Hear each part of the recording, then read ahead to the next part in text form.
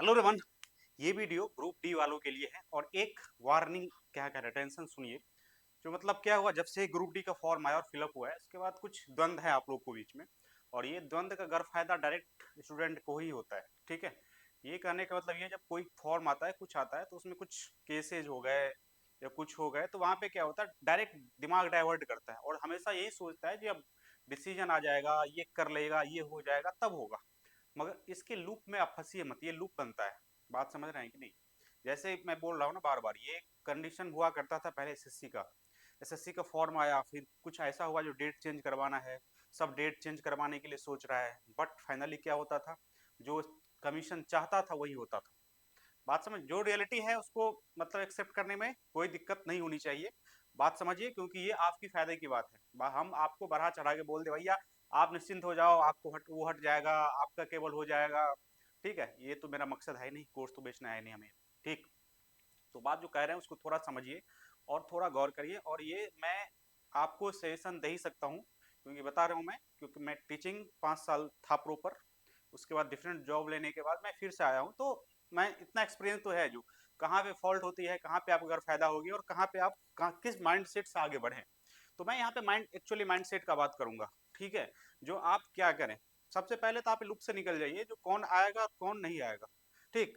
तो ये बात दिमाग में हटा दीजिए, आप फॉर्म भरें, आपका एग्जाम होगा, इस बात को 100% मान के शुरू करिए, चलिए। और इस जो वीडियो इस टाइप का जो लूप वाला चल रहा है ना, ये केस में अपडेट ये हो गई और इसके बाद ये हो जाएगा। एक जो पक्ष है वो बोल रहा ठीक है, दूसरा आपके रूम पार्टनर है जो कुछ है, जो आपके फेवर में कोई डिसीजन आ रहा है, आपके रूम पार्टनर के अगेंस्ट में जो वीडियो मुझे बताया जा रहा है, आ रहा है कुछ नहीं, जो हो गया हमको लगता है 100% वही होने वाला है, एग्जाम होने वाला है, ठीक है। मगर आप उससे बाहर आए और पढ़ने में एक कंटिन्यूटी ला लें अपना, ठीक। क्योंकि पढ़ाई आपको करना है तभी जॉब लाना है, लेना है। और ये बात नहीं है यदि ये डिसीजन आ जाएगा तो आपको पढ़ना ही बंद कर देना, इसी डिसीजन की डिपेंड है आपकी पढ़ाई, नहीं समझे? तो आप पढ़िए, एग्जाम होगा ही, 100% है। यदि 1% नहीं होता है आपका, कुछ ऐसा हो जाए तो मतलब, अरे एग्जाम शेड्यूल है लाइन से भैया, तो उस बात को तो देखिए आप, ठीक है। तो उस बात को देख के चलना, और मैं इस वीडियो में प्रॉपर ये बात मैं समझा दिया, जो आप समझिए इस बात को लेके। और यहाँ पे मैं ये बताना जा रहा हूँ, जो मतलब ग्रुप डी जो है ना, ये ग्रुप डी जो है, ग्रुप डी टाइप दिखता नहीं है अब, ये कंप्लीट चेंज हो चुका है। इसका फॉर्म का सिनेरियो देख के ना आपको देख पता लगेगा कि मतलब भाई क्या है। देखिए 2018 में जब फॉर्म आई थी, तो इसमें वैकेंसी कितना था, अप्रॉक्स में 63,000, ठीक। इसमें इसमें कितनी थी फॉर्म गिरी, 1.8 करोड़, हाँ या ना। अब ये जब रिसेंटली जब 19 में आई तो कितना था, एक अप्रॉक्स में 1 लाख। इसमें क्या हो गया, फॉर्म कम गए, गिरा बिकॉज ऑफ एग्जीक्यूटिव कंसिक्यूटिव था, कंसेक्यूटिव ईयर में आई तो 1.15 करोड़ था। मगर जब यही फॉर्म यहाँ पे आई है करंट वाला, अभी वाला की जब हम बात करेंगे तो यहाँ पे कितना है, यहाँ पे 32,438 वैकेंसी है। और इसमें फॉर्म कितनी गिरी है, अप्रॉक्स 1 करोड़ मान के चलिए, अप्रॉक्स 1 करोड़ मान के चलिए, तो कंपटीशन का लेवल एकदम देखिए, मतलब वैकेंसी के अनुसार देखिए कितना, मतलब ये फॉर्म इक्वली है।